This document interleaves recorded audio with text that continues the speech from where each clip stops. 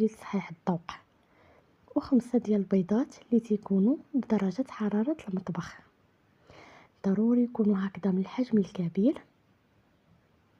ودائما نستعملوا واحد الاناء اولا فاش غادي نخلطوا المكونات ديالنا يكون هكذا كبير وواسع شويه. غادي نضيف معلقه كبيره ديال الزبده، اللي من الافضل تكون زبده حيوانيه لان هي اللي كتعطينا النكهه الغريبه ديالنا. كندوبوها وكنتسناوها حتى كتنشف من الماء وعاد كنستعملوها. غادي نضيف 2 معالق كبار ديال الزيت النباتيه اولا زيت المائده اولا الزيت الروميه.